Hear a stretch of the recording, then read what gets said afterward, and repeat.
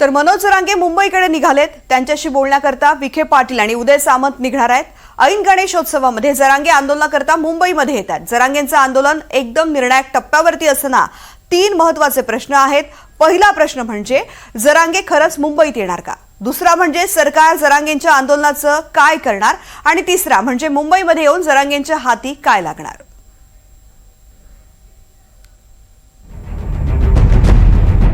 सगळे शांततेत गाड्या हाणायच्या, शांततेत सगळ्यांनी मुंबईकडे यायचं, शांततेत आंदोलन करायचं। आपल्याला कोणी रोखू शकत नाही।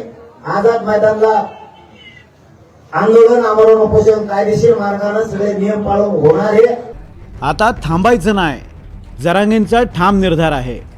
जरांगे मुंबईकडे निघालेत। आता या संदर्भात महत्त्वाचे 3 प्रश्न आहेत। जरांगेंना अजूनही मुंबई बाहेर रोखण्यात सरकार यशस्वी ठरणार का?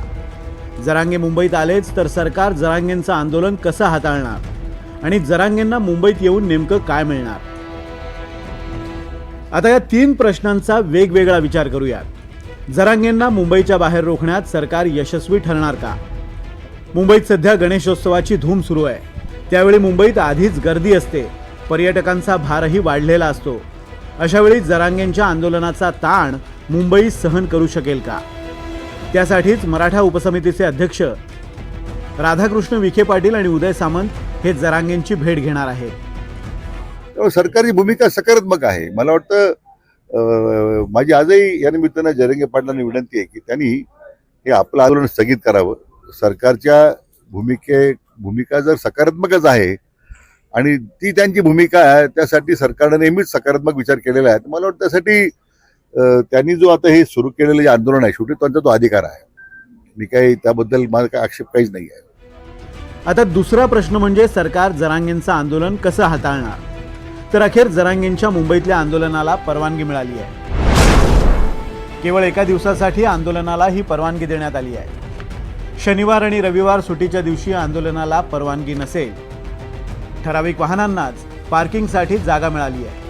आंदोलकांच्या मुंबईत प्रवेशानंतर ईस्टर्न फ्रीवे मार्गे वाडी बंदर जंक्शनपर्यंत येता येईल। वाडी बंदर जंक्शनपासून पुढे केवळ 5 वाहनं पुढे येतील। शिवडी, ए शेड आणि कॉटन ग्रीनमध्ये वाहनं पार्क असतील। आंदोलकांची संख्या 5000 इतकी मर्यादित असावी। आझाद मैदानात 7000 स्क्वेअर मीटर इतकं क्षेत्र आंदोलनासाठी मिळेल। याशिवाय ध्वनिक्षेपक आणि सार्वजनिक प्रचार यंत्रणांचा वापर करता येणार नाही आहे।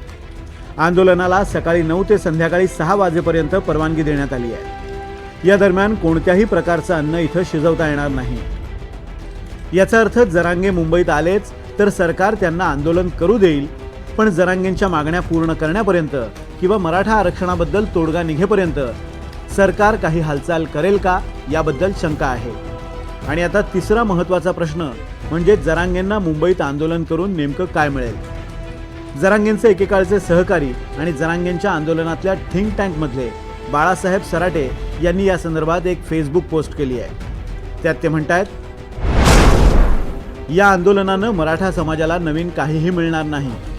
जरांगेंनी अनेक अल्टिमेटम दिले, पण जरांगेंची एकही मागणी सरकारनं मान्य केली नाही। मुंबईत आझाद मैदानावर कितीही काळ आंदोलन झालं तरीही हाती काही लागणार नाही। सरकार वेळ काढूपणा करेल। मराठा वगळता कोणीही सरकारला चूक म्हणणार नाही। हळूहळू सरकारला आणि फडणवीसांना दोष देत लोक घरी परततील। मराठ्यांना सरसकट ओबीसीत समाविष्ट केलं जाणार नाही। कोणताच पक्ष त्याला पाठिंबा देणार नाही। मुळात आंदोलन का करायचं, कधी करायचं याचा सखोल विचार केला जात नाही। केवळ माझ्या मागे कोटी कोटी मराठा आहे एवढा एकच तर्क मांडला जातो। एवढं आंदोलन करून सरकारला राजकीय आव्हान निर्माण होणार नसेल तर सरकार निगरगट्ट भूमिका घेणारच। जी मागणी सरकार मंजूर करत नाही ती मागणी विरोधी राजकीय पक्षही मान्य करत नाहीत। त्यामुळे सरकारसाठी राजकीय स्पर्धा ही नाही आहे।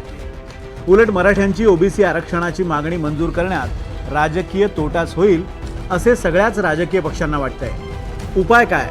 तर मुळात ज्या कुणबी नोंदी सापडत आहेत त्यांना ओबीसी आरक्षण आणि ज्यांच्याकडे नोंद नाही त्यांना एससीबीसी आरक्षण हा सर्वोत्तम उपाय आहे। त्यात मराठ्यांचं हितही आहे, पण एससीबीसी रद्द झालं तर ईडब्ल्यूएस वाढवून घेणं हा सर्वोत्तम पर्याय आहे। मग आता आंदोलन कशासाठी? जरांगे पाटील या एका व्यक्तीला वाटतं म्हणून, असं बाळासाहेब सराटे आपल्या पोस्टमध्ये म्हणतायत।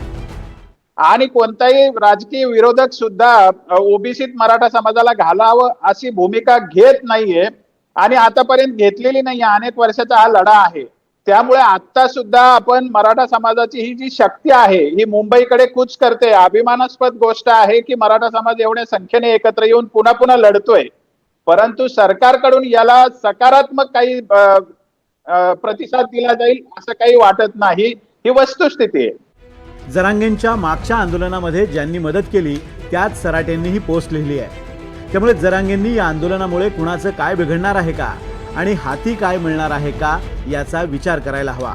ज्यांना हे आंदोलन हाताळायचंय ते राज्याचे कारभारी मुख्यमंत्री देवेंद्र फडणवीस हे त्यांचे पत्ते उघड करत नाही आहेत. गणेशोत्सवात विघ्न येणार नाही अशी अपेक्षा आणि सणाच्या दिवशी कशाला राजकीय प्रश्नांवर बोलायचं अशी फडणवीसांची 2 दिवसांमधली उत्तरं आहेत. आहे त्यामुळे लोकशाही पद्धतीने कोणी आंदोलन करणार असेल तर सरकार कोणाला रोखणार नाही. मात्र त्याचवेळी हिंदूंचा सगळ्यात मोठा सण हा गणेशोत्सव आहे.